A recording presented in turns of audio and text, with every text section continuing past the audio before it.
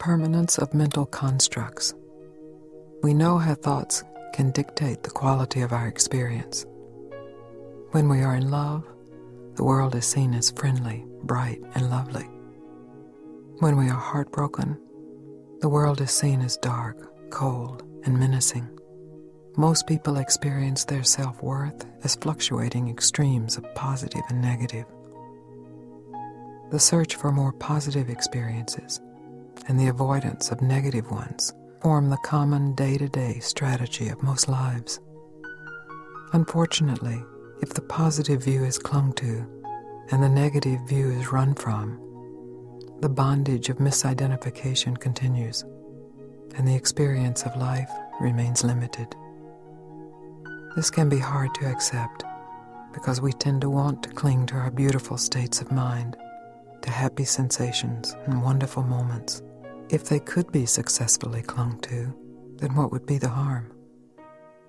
But all beautiful states of mind are inherently impermanent, so they cannot be successfully clung to. All states of mind and all feelings arise, exist, and then disappear. Most people spend most of their day avoiding this truth through thought activity. That thought activity is primarily motivated by the desire to get back wonderful feelings from the past and to get rid of any bad feelings that may arise in the present. When you see clearly the relentless, ruthless truth of the impermanence of bodies, emotions, thoughts, states, and images, you will have the choice to let what is impermanent be impermanent. What an easy choice. It is already impermanent.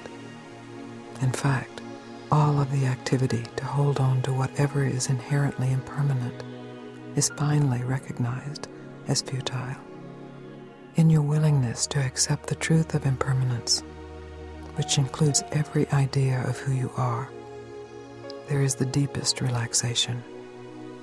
Your idea of who you are when you are 5 is different from your idea of who you are when you are 15, 50, or 90.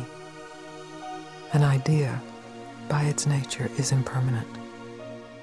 Recognize that any idea of who you are is impermanent. Anything that is impermanent has no inherent reality. In this complete recognition, all activity of the mind is stopped. Mind activity feeds on itself until it creates an enormous complexity of suffering. At the core of all mind activity is a search for self-definition. But the mind searches in all the wrong places. It searches in thoughts. It searches in objects, acquiring a new car, a new lover, a better job, a bigger house. It even searches in spirituality, in the quest for the enlightened me. The mind's activity is always based on rejecting something or grasping at something. Whatever the mind is rejecting or clinging to is impermanent. When your mind surrenders to the truth of impermanence, this activity has nowhere to go, and the mind is still. At this point, the mind has reached the ocean of consciousness, realizing itself as never separate from that ocean.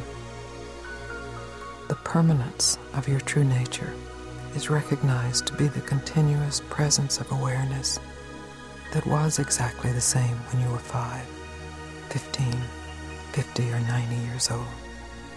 Subtle, radiant awareness is your true identity. When you realize who you are and all your attempts to get something better so that you can be something better are seen in all their absurdity, a great deep laugh follows. Such a release, this laugh. It comes from millions of aeons of hiding from the truth of yourself, and then the exquisite release of finally surrendering to the truth of being. Memory and projection. The only obstacle to realizing the truth of who you are is thinking who you are. It is really that simple. I use all of my conversations with people to cut through that thought process, which, as you know, is very strong. The thoughts of who you are come from two powers of mind: the power of remembering the past and the power of projecting into the future. Thoughts of past and future create the present thought of who you are. These powers of memory and projection are very big powers indeed. There's nothing wrong with remembering the past or projecting into the future. Both are part of the experience and the power of being human.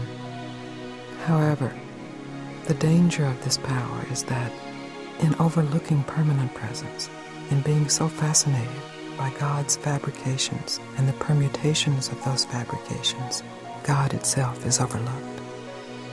Then suffering appears, and a yearning arises to reconnect with the truth of God to alleviate the suffering. Right now, before you hear any more, I want you to close your eyes and generate some thoughts. Everyone is a master at this, so you might as well use it. See yourself as a child. See who you were then. You may have a picture, or a sensation, or just a sense of knowing who you were then. Now see yourself as an adolescent or young adult. See who you were then. See yourself as you are when you are sick, when you feel miserable.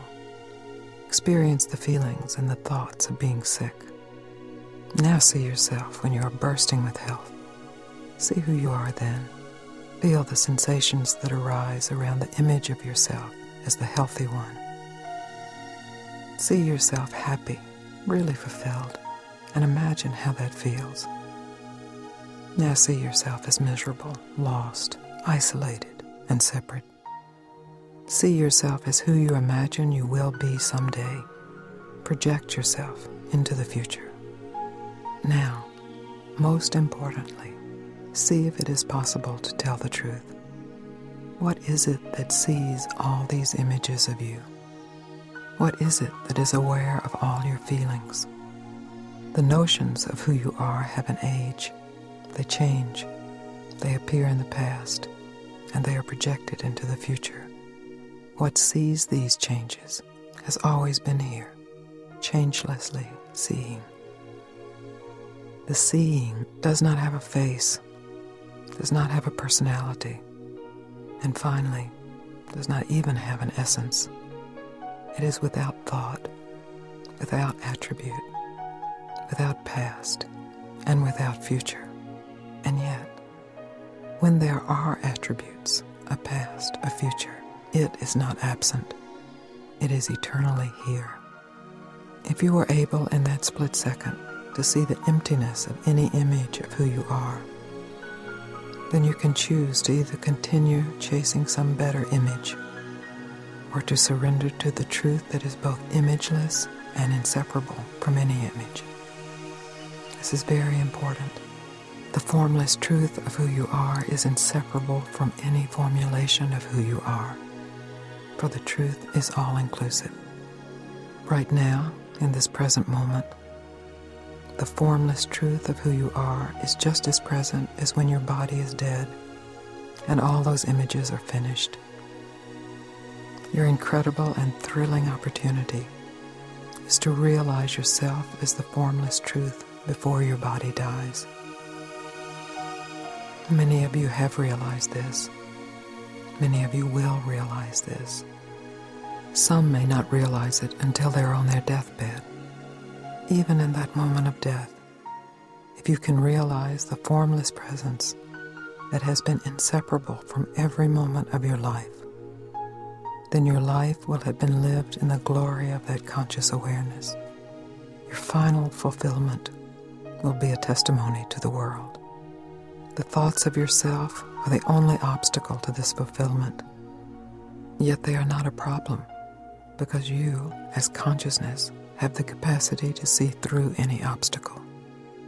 You are the seeing itself. You have full and absolute capacity to know yourself, to be true to yourself, and to be tested in this knowing. In that testing, you will discover and know yourself in ways that are deeper and always fresher.